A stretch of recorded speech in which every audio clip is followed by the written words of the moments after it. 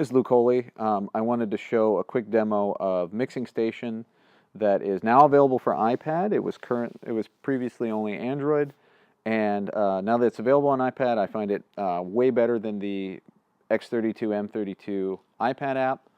And this is the layout that I'm currently using that I think is pretty solid and very quick to get around on the mixer. So what I've done is create a 8-channel mixer window, and then I can get to any channel in banks of 8 by tapping the meter bridge, and that will bring up whatever channel that's annoying, that I might have available. There we are.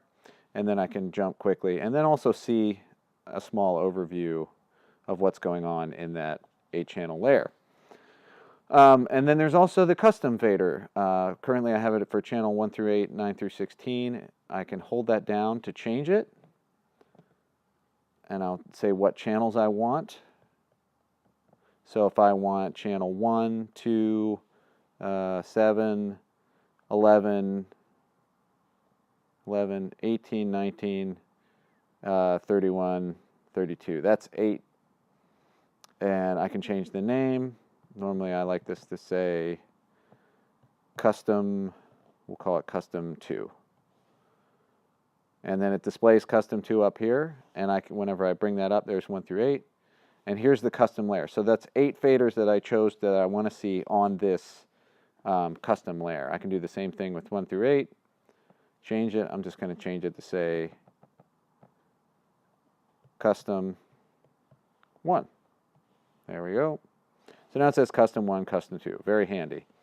So I can quickly get to faders on screen. If there's 16 particular faders in banks of 8 that I want to see quickly, maybe it's your drums and bass, maybe it's all your vocals, whatever it happens to be, you can assign it there, and then also get to the way you traditionally do through the meter bridge. Now the other handy thing is I was able to lay out a lot of the controls on the for each channel on the main layer, so I never have to drill down into a menu. So when I tap a channel, it's now selected. You can see a small green line around it, and that changes these controls on the left here. So right now I have it set for gain, so I can grab that and bring up the gain from here, or I can hold it down, and that brings up a much more fine window as far as setting your gain. And when it's connected to a mixer, there will be a small meter bridge, or excuse me, a meter data over here for that channel. So you can quickly set your gain, drag up and down till you're happy, tap out, you're back to the main layer, back to your show. Never have to drill down in to get to the gain layer. Additionally, you can turn on phantom power. I have that as a long press. It's not activating now because I'm not connected to a mixer, but you hold that down, it'll light up red, and that says phantom power is on, and then I can tap through, and that goes to each channel. So I can see quickly if there's phantom on that channel. And I also have the polarity reverse. That's a quick tap. I can just listen to it, or if I need to flip the phase, there it is. And then also I can grab a channel quickly and set the high pass filter. I can do that with this knob here, or same thing, I can hold it down, and there's the low pass filter. That line's at 91 Hertz, but I can then sweep up wherever I need it to. So I can do this all by listening. I don't necessarily need to have my eyes on the screen. I can hear what's going on. And then turn that high pass filter on. You can see it's reflected up here in the EQ window.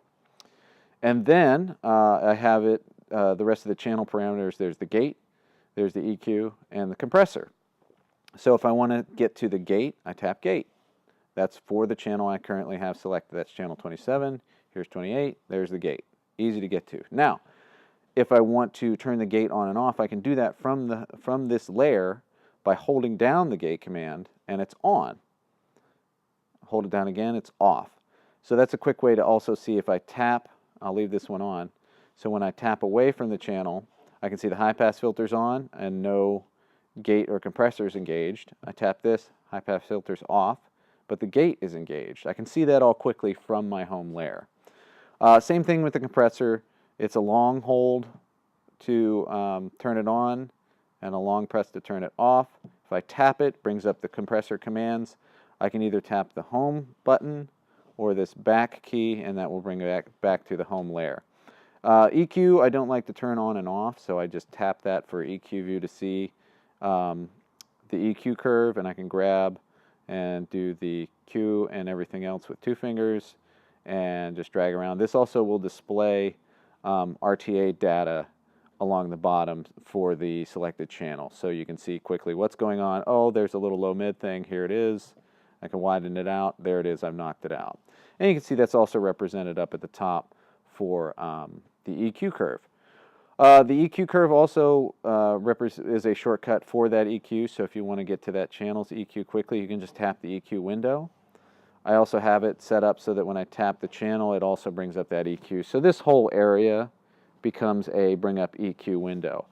If I want to see an overview, I can hold down the channel, and then I can see the overview screen, and I can see the head amp, the gate controls, EQ, compressors, and sends. But I also like having the sends on my right for sends on fader. So here's 1 through 8. That's usually if I want to mix monitors quickly, I can do quick grabs. Here. God, that swipe up is really annoying. I need to slow down.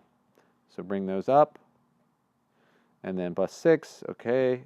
And it's an easy way to see it quick, or get to it quickly. Sends on fader, staying on this screen, never leaving this screen if you can help it. And then additionally, if you want to go another way through sound check, you can click a channel and say, all right, who wants this channel? Mix 1, mix 3, mix 6 wants this, and do that quickly by channel. There's also a right-left arrow key so that you can page through the channels 28, 29, 30, on down. I find it faster to do sends on fader, but whatever works for you that makes it so that you can do your adjustments quickly. So these are the main commands that I need most of the time when I'm mixing a show, especially on tablet, to get to quickly. So I can set up the channels that I need, get to all my channel controls, change my sends, everything like that very quickly from one screen. That makes it vastly superior in my mind to the X32 iPad app, just because you can see all the data quickly and you can adjust parameters without leaving this screen, and you don't have to drill down into many menus. It's only one menu deep, really, when you use it this way. I'll probably do another video how I set this all up and what commands I used. Just quickly, I used actually 2 buttons here. There's one under this gate that brings up the gate view, and another one that's set for long press to turn it on and off. Just little things like that that help to make it compact yet very powerful to use. Okay, that's it for my mixing station demo and how I use it on the iPad. More to follow. Thanks for watching.